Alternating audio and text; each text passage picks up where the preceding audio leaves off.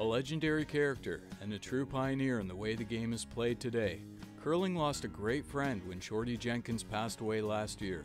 At the event that bears his name, the Shorty Jenkins Curling Classic, last fall in Brockville, we asked some of the curlers for their thoughts on Shorty as a person and on how he revolutionized curling ice making. Shorty's brought a science to the game.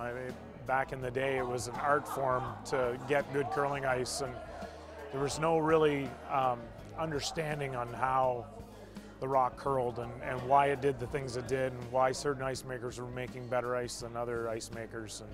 And he was able to put some of that science on paper.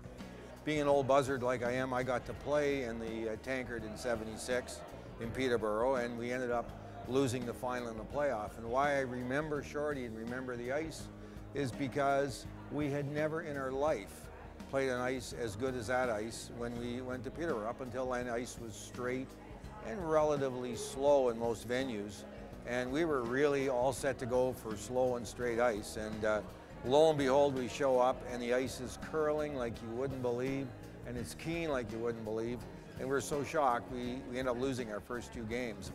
I believe it was the '87 World Championship. We were at our first World Championship with my brother Russ, and there's Kent Carstairs and Timmy Belcourt. We're playing in the old BC Place. It's the big dome in Vancouver.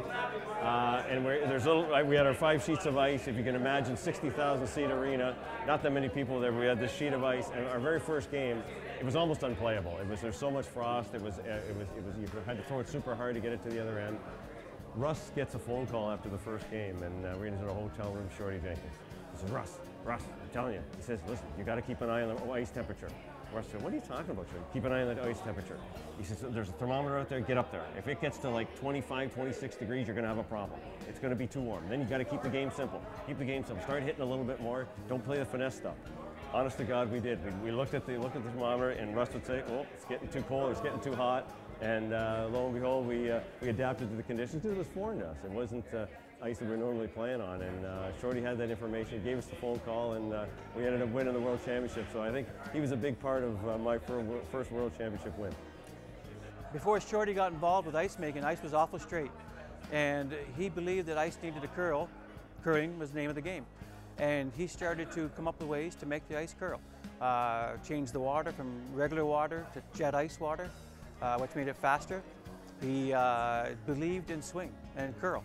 And the more curl you had, the more finesse it took, and the better the game was. And today it's testament on TV or major bonspiels like this. Curling is curl, and that's what Shorty wanted, and today I think the game is better for it.